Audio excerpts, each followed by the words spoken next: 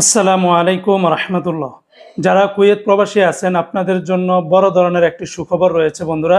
সময়টা খুবই কম। যাদের পাসপোর্ট আপনারা সংশোধন করতে চান তারা এই সময়টার ভিতরে অবশ্যই শুধুমাত্র অনলাইন যেই আপনাদের জন্ম নিবন্ধন রয়েছে বাংলাদেশের, সেটার মাধ্যমে আপনারা সংশোধন করতে পারবেন।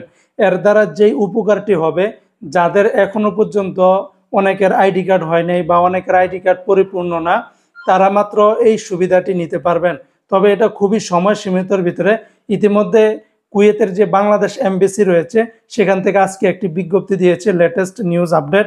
প্লিজ ভিডিওটি শেয়ার করে দিবেন যাতে করে অন্য প্রবাসী ভাইরা জেনে এর দ্বারা উপকৃত হতে পারে। তো এখানে বলা হয়েছে যে জন্ম সনদ ব্যবহার করে পাসপোর্টের তথ্য সংশোধন সংক্রান্ত বিজ্ঞপ্তি কুয়েত প্রবাসী সকল বাংলাদেশি নাগরিকগণের সদয় অবগতির জন্য জানানো যাচ্ছে যে সুরক্ষা সেবা বিভাগ স্বরাষ্ট্র মন্ত্রণালয়ের নির্দেশনা মোতাবেক আগামী 30শে জুন অর্থাৎ এটা মে মাসের একদম শেষ চলতেছে, তারপরে জুন মাস, মানে এক মাস 10 দিনের মতো আছে। আগামী 30শে জুন 2025 সাল তারিখ পর্যন্ত জাতীয় পরিচয়পত্র এনআইডির পাশাপাশি অনলাইন জন্ম নিবন্ধন সনদ ব্যবহার করে পাসপোর্টের তথ্য সংশোধন করা যাবে। ফলে যেসব প্রবাসী বাংলাদেশি এখনো জাতীয় পরিচয়পত্র সংগ্রহ করতে পারেননি তারা অনলাইন জন্ম নিবন্ধন সনদ ব্যবহার করে পাসপোর্টের প্রয়োজনীয় তথ্য সংশোধন করতে পারবেন।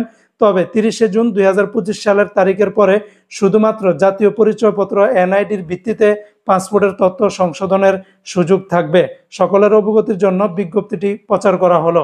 তো আপনারা 30শে জুনের পরে অর্থাৎ জুন মাসের পরবর্তীতে কেউ আর জন্ম নিবন্ধন অর্থাৎ অনলাইন যে জন্ম নিবন্ধন সেটা দিয়ে আর পাসপোর্টের তথ্য সংগ্রহ করতে সংশোধন করতে পারবেন না।